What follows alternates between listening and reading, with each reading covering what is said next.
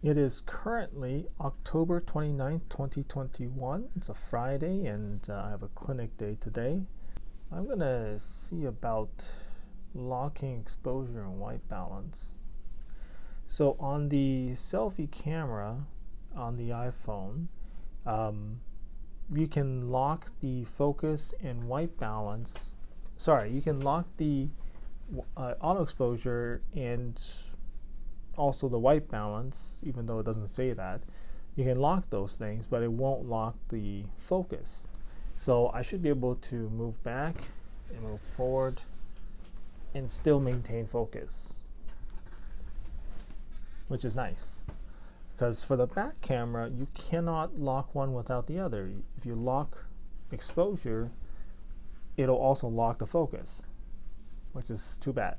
So if you want to sort of maintain white balance, right, you end up having to lock both exposure and focus, which is kind of lame. Now I know that there are third-party apps that let you lock these things independently, but I've stopped using them. I don't find that Filmic Pro or Moment offers enough for me to deal with the inconvenience of a third-party camera app. So in terms of things I want to talk about today, I'll start with a big one. I guess so yesterday Facebook announced that they are becoming Meta. Not that it changes users' sort of day-to-day life or their interaction with the various parts of Facebook. Facebook will still be called Facebook, Instagram will still be called Instagram, WhatsApp will still be called WhatsApp, so on and so forth. But I guess the parent company will now be called Meta, kind of like how Google's parent company is called Alphabet.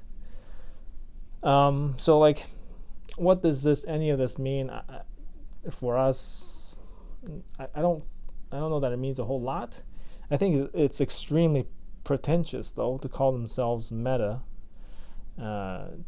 just from the implication of that word. And of course, I think it's short for metaverse, which is again fairly pretentious. It's almost like Facebook is trying to say that they are, this sort of at this level above all of internet. But anyway, that's not really the thing I want to talk about. The thing I want to talk about was that for the first time I actually saw Mark Zuckerberg speak at length in a sort of a keynote presentation type of thing. And I don't know, I've never really paid attention to Mark Zuckerberg prior to this. And I thought I would give him a few minutes of my time and see, what he's like in a highly controlled environment, that's supposed to,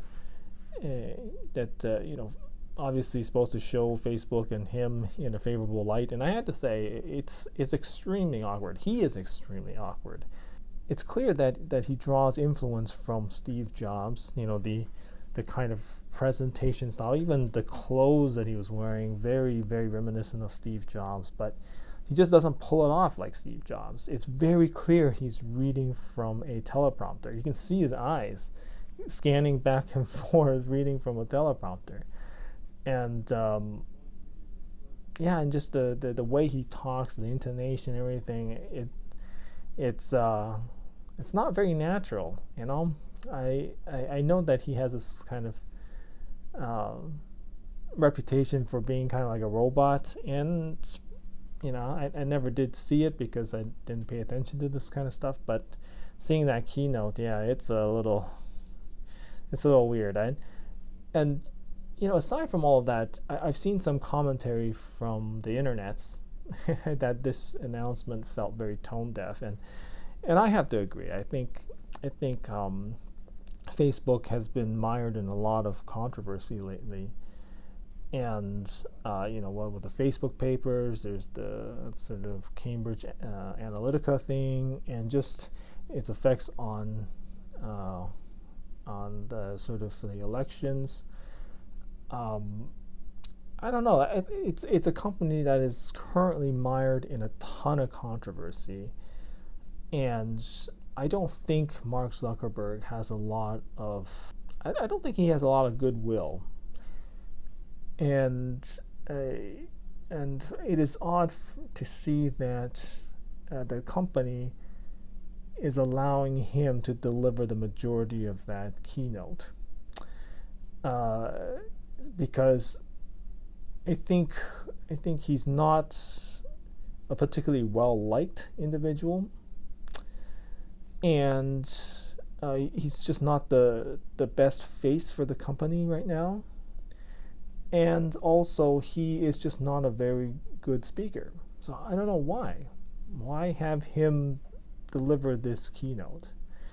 And I mean, this is all ignoring like the actual content of the keynote. This idea that he wants to bring everybody together, and which is problematic because Facebook has privacy issues, which I will not go into here. Not that I'm an expert, but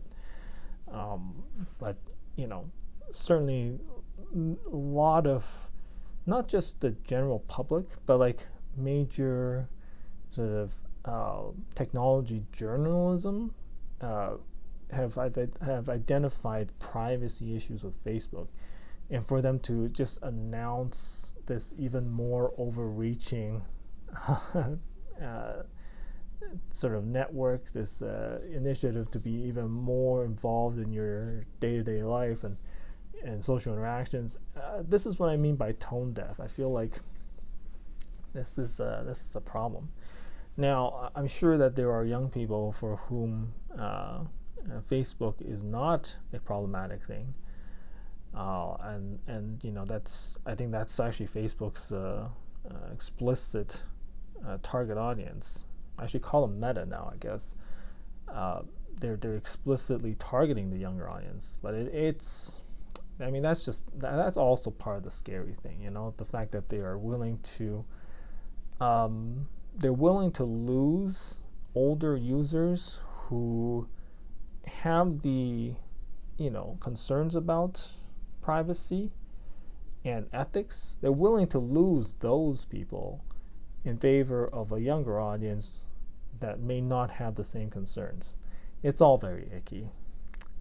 But I'd like to move on.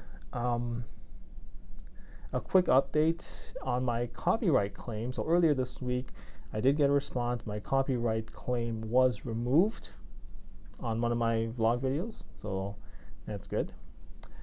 Another thing is I've been kind of keeping an eye on stock for not only the iPhone 13 but also the iPad 9th generation. I use my iPad 8th generation a ton. I don't know if I made a video about this yet, but once upon a time I didn't really care for iPads, but nowadays I use them more than I use my laptops. So it's become a very valuable tool for me. And so I'm kind of interested in iPad 9. I realize that there's not a ton of upgrades. I don't necessarily need huge amounts of processing power, but having a nice selfie camera is nice, especially in this day and age, especially because I'm doing this type of vlogging thing. It would be nice to have a nicer camera on the iPad 9th Gen. And of course, there's center stage, which would lend a bit more of dynamic look to vlogs like this if I use the iPad for vlogging.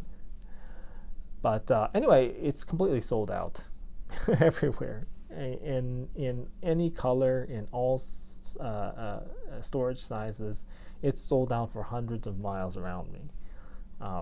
And that was how it was for the iPad 8th Gen. When I was trying to upgrade from my 6th Gen to the 8th Gen, I had to wait months before I could get the 8th Gen.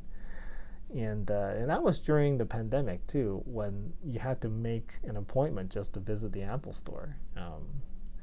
Yeah, interesting times, but I don't know. The iPad 9th Gen is it's not I wouldn't call it a necessary upgrade for me, but I think having a nicer webcam would be nice. I could potentially set up a not just vlogging but like podcast thing entirely on the iPad, because I like hooking up my mic, my Blue Yeti mic, to the iPad, power it off my iPad, and then if I can also use the camera on that, then bam, that's like a whole vlog and podcast station right there. And finally, DJI announced their Osmo Action 2 earlier this week, and it is fan-freaking-tastic. At least the reviews are fantastic. I obviously don't have a review unit to test. I think it's incredibly interesting and telling that they've copied the Insta360 Go's sort of form factor idea. They are both wearable, magnetic, tiny body cam style cameras, and that's actually extremely exciting. I'm telling you, this form factor is so much fun. The fact that you don't have to think very hard about mounting, right? Because this thing's so light and magnetic, and it comes with mounting options, that mounting it to get interesting shots, interesting points of view, is so easy, right? The fact that you can wear it and have your hands free is also awesome, because I hate carrying around a camera and occupying one of my hands. So this form factor is fantastic, and it's very telling that that DJI has decided to enter this space. Now, they're definitely a more premium product. Its cheapest combo is $400, which is rare. Whereas the Insta360 Go 2 is currently selling for $300. I've been waiting for the Go 2 to go on sale, and my guess is that it won't be long now before it goes on sale, because of the Osmo Action 2. The Osmo Action 2, of course, is also premium in the sense that it looks like it shoots very nice video. It has a big sensor, not quite 1 inch, but not far from 1 inch, and the images coming out of that look nice and clean, and it has all the sort of recording modes and resolutions, frame rates that serious videographers will like. I don't know if it has log, but I think it's something called D-Cine-like. Anyway, their version of a log or a flat profile, it looks fantastic. Now, it is much heavier still. I think it's almost 60 grams, just the basic camera module, not even including the power module, not including the second screen module, just the basic camera itself. I think it's like 60 grams. And in comparison, the Insta360 Go 1 is only 20 grams. And I think the Go 2 is 30 grams. And already, with this thing, you can, when you put it on your shirt, you can feel it, right? So having something that's 3 times the weight of this, you will definitely feel it.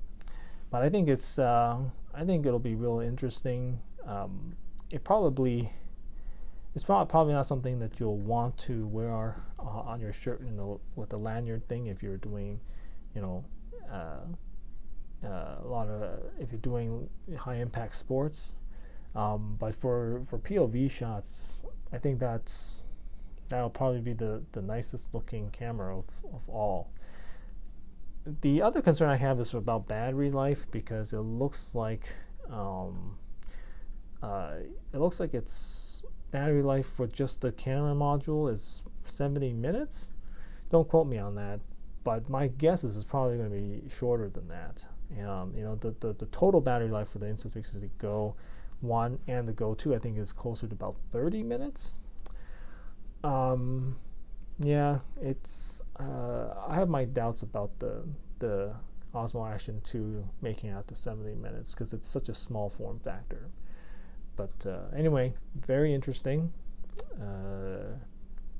That's all I have to say about it.